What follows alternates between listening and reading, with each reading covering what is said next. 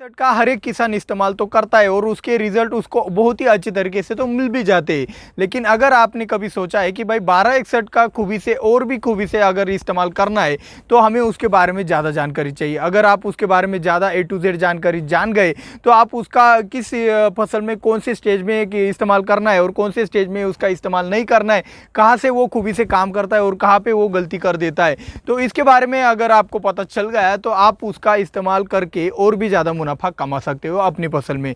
तो नमस्कार किसान भाइयों, मैं हूं दिवराज और आप देख रहे हो अन्य निर्माता। चलिए शुरुआत करते हैं आज के वीडियो की।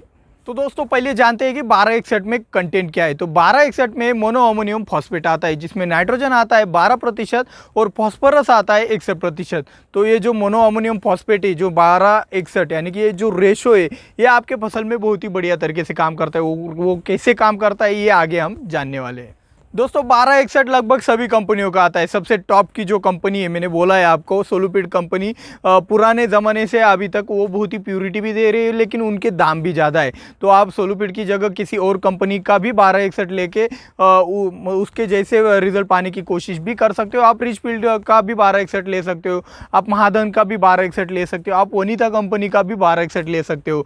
थोड़ी इम्प्यूरिटीज़ के कारण इनके कम ज़्यादा दाम आपको मार्केट में दिखाई देते हैं, लेकिन आपके हिसाब से, आपके फसल के हिसाब से आपको कौन सा ब्रांड मतलब चुनना है ये आपके फसल के अनुसार ही आपको तय करना पड़ेगा।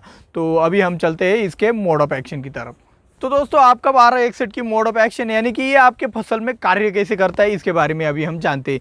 तो 1261 में जो नाइट्रोजन आता है, आपको पता है नाइट्रोजन वेजिटेटिव ग्रोथ करने का काम करता है और फॉस्फोरस आपकी फसल की मोटाई बढ़ाने के काम करता है। आपके फसल के रूट्स डेवलपमेंट के लिए बहुत ही ज़रूरी वाला न्यूट्रिएंट है और साथ ही साथ आपके फलों की साइज़ बढ़ाने के लिए भी ये बहुत ही बढ़िया तरीके से काम करता है, ये आपको पता है। लेकिन नाइट्रोजन और फॉस्फोरस का ये जो रेशो बन जाता है 1261 जिस पर फॉस्फोरस हाई और नाइट्रोजन कम है, तो इसकी वजह से क्या होता है कि आपका फॉस्फोरस के रिजल्ट और भी ज़्यादा बढ़ जाते हैं और साथ ही साथ आपको थोड़े बहुत नाइट्रोजन के रिजल्ट मिल जाने के कारण आपके फसल में एक अलग ही तरीके का आपको रिजल्ट दिखाई देता है, जैसे कि शॉर्ट इंटरनोड तैयार करना, चौड़ाई हद से ज़्यादा बढ़ाना और थोड़ी बहुत आपको ग्रीनरी भी आपके फसल में लाना। तो इस तरीके से आपको 1261 के बहुत ही बढ़िया वाले रिजल्ट आपके फसल में आपको दिखाई देते हैं। तो अभी हम जानते हैं 1261 कब कैसे इस्तेमाल करना है, कौन कौन से कॉम्बिनेशन के साथ इस्तेमाल करना है, किस कॉम्बिनेशन में आपको उसका इस्तेमाल नहीं करना है और इसके साथ स्टिकर का इस्तेमाल करें या फिर ना करें।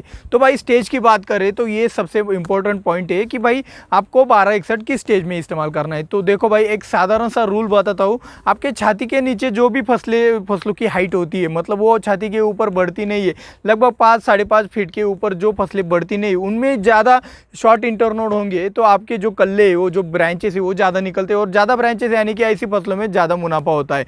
तो ऐसी फसलों में आपको वेजिटेटिव ग्रोथ के लिए यानी कि शुरुआती के अवस्था में आपको 1261 का इस्तेमाल अगर आप अपने फसलों में करते हो, ऐसी आप फसलों में, शॉर्ट इंटरनोड वाली फसलों में, तो आपको बहुत ही अच्छा मुनाफा मिल जाएगा। और लॉन्ग इंटरनोड जिसमें चाहिए उसमें अगर आप 1261 का इस्तेमाल करोगे तो आपका नुकसान है, क्योंकि लॉन्ग इंटरनोड में आप शॉर्ट इंटरनोड करने जाओगे तो आपका नुकसान है, आपको पता ही है।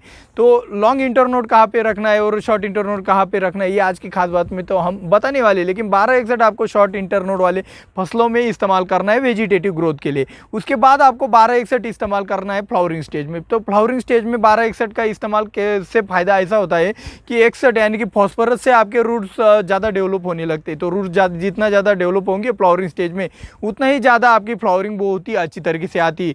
और 1261 यानी कि फॉस्फोरस नाइट्रोजन को दबाने का काम करता है, तो इसके वजह से आपकी फ्लावरिंग और भी अच्छी बन जाती है। और रही बात इसका एक और स्टेज पे आप इस्तेमाल कर सकते हो।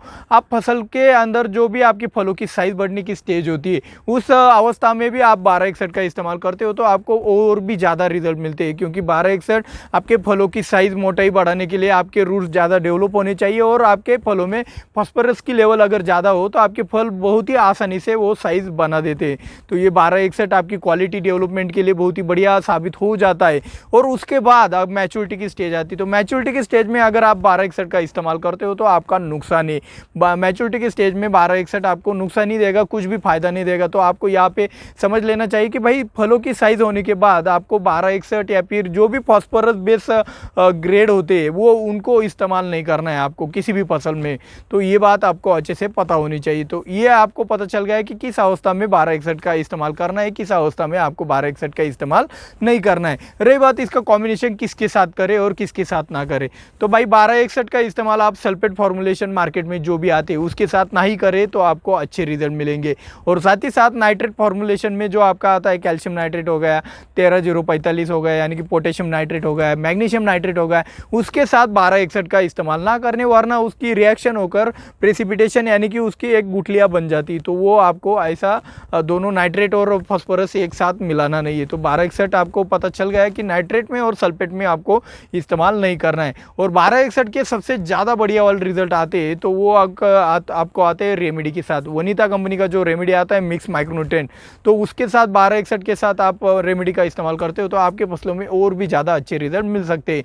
मैंने एक कॉम्बिनेशन के लिए आपको बताया, अगर आपके एरिया में रेमेडी नहीं मिलता है वनीता कंपनी का मिक्स माइक्रोन्यूट्रिएंट तो आप कॉम्बीएफ का भी इस्तेमाल ऐसी सिचुएशन में कर सकते हो। रेमेडी इसलिए मैंने बोला क्योंकि वो फेरस बेस माइक्रोन्यूट्रिएंट आता है। तो वो क्या बेस होता है हमारे चैनल के ऊपर, उसके ऊपर भी वीडियो बन चुका है, तो आप चाहो तो चैनल के ऊपर सर्च करके वो वाला वीडियो भी देख सकते हो। और रही बात है आपको इस 1261 में स्टिकर का इस्तेमाल करना है या फिर नहीं करना है, तो भाई 1261 का आप स्प्रेइंग में अगर स्टिकर का इस्तेमाल करना चाहते हो तो कर सकते हो, कोई दिक्कत वाली बात नहीं, लेकिन तेज़ धूप में आपको इसका छिड़काव नहीं करना है। दूसरी बात, अगर आपकी ज़मीन के माध्यम से दे रहे हो तो आपकी ज़मीन की वाटर होल्डिंग कैपेसिटी कम है, तो ऐसी सिचुएशन में आप ज़मीन के माध्यम से भी स्टिकर का इस्तेमाल बेझिझक कर सकते हो, उसमें भी कोई दिक्कत वाली बात नहीं है।